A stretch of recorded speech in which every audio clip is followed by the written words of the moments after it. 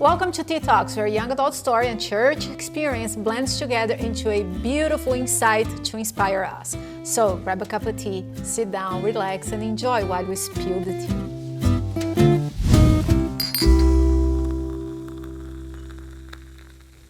And here with me today, I have my good friend Hannah. Hannah, thank you so much for joining us. Thanks for having me. I am so happy you're here. And we're going to start today going straight to the point. How do you feel that your needs as a young adult in the church are being prioritized?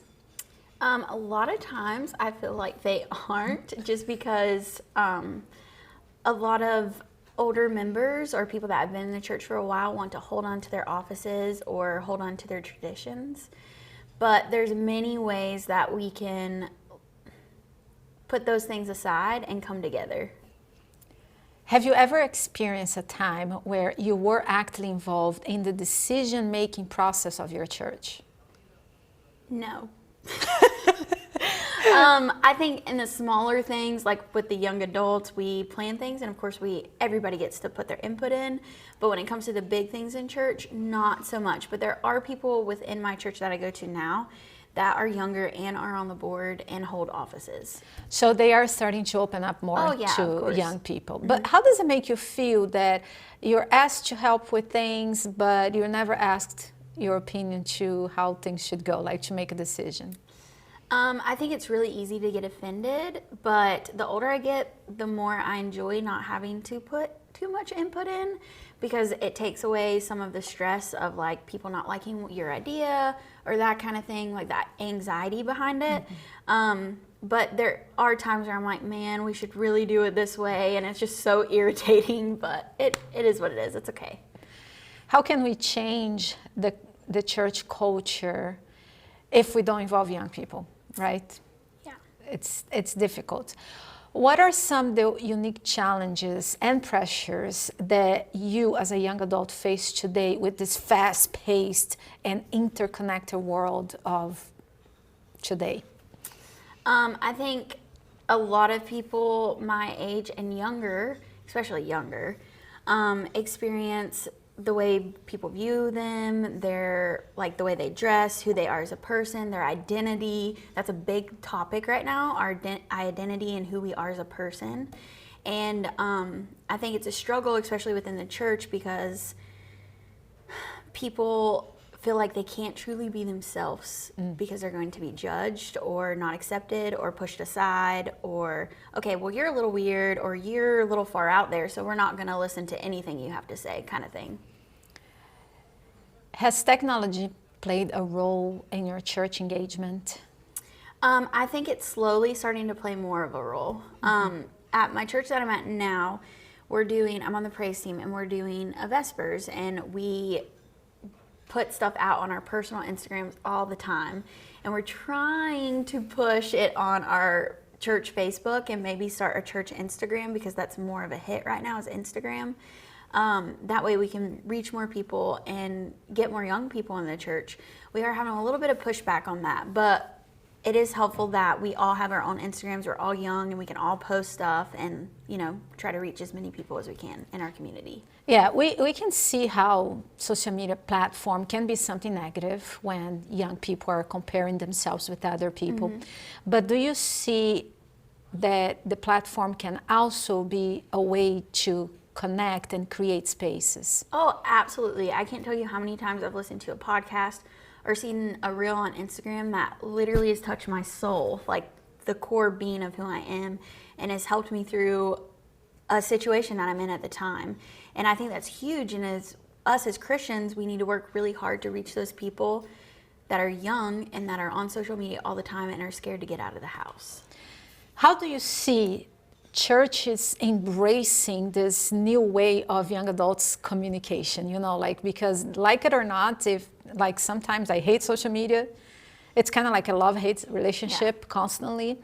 Sometimes I hate it, but then I start realizing, hey, this is the language that young people use, right? Mm-hmm.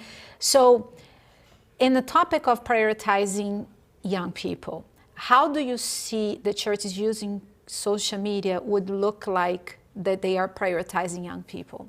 I think if they got social media, especially the older members, just trying to understand what it is and what it's about, and go on there and like the young people in the church's posts, especially if they're posting about God. And even if the theology is a little off from what they believe in, it's okay that you have different opinions. It's okay that you don't agree on everything. But the support behind that will get more them to stay in church and more people to come to church and hopefully get their friends to come. And I think it's almost like in the past, well, it's not even in the past, even in the present, you know, like a child, they're in first or second grade, they do a drawing and they put in the fridge, right? That is like showcasing their work. Yes. It's the same thing with social media. It's like the young person is expressing through their art in social media, and when we support, and also a way of evangelism too, right? Yeah.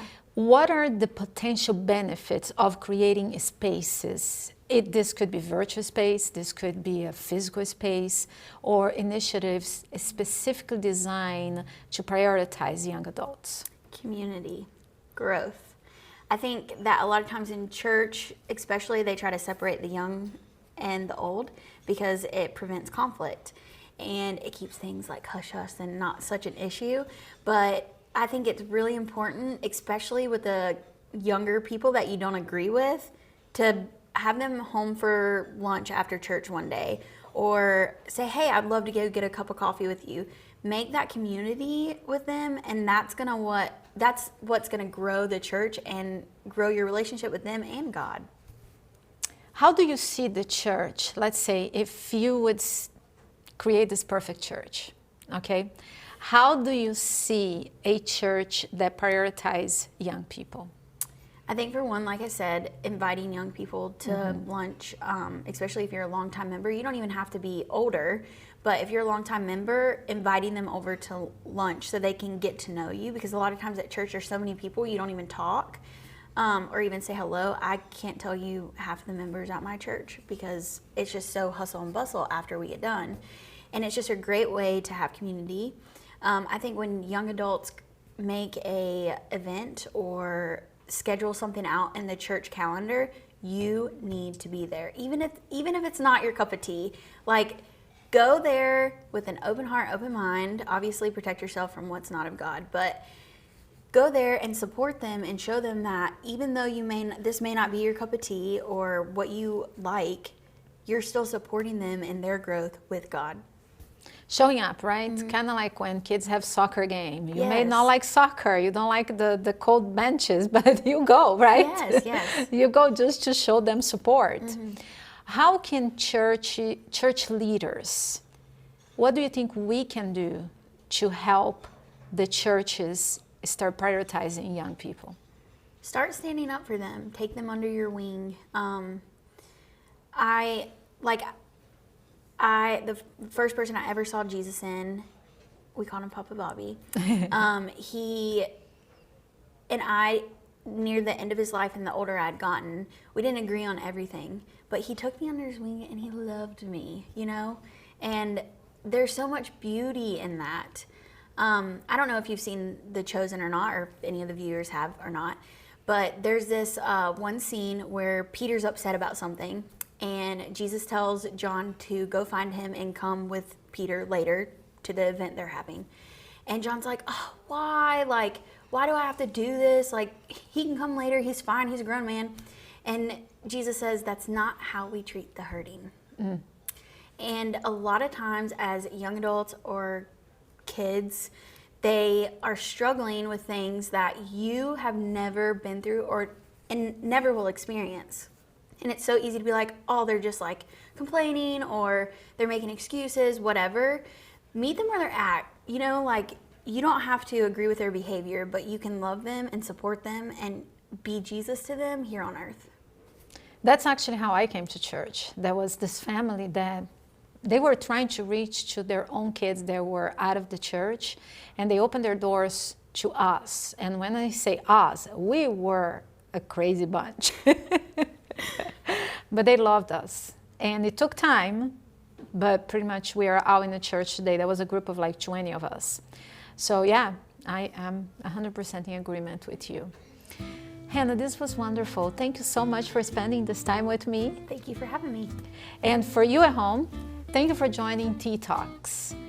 Keep stirring up the conversation, keep talking and embracing the beautiful and the messiness of life. And until next time.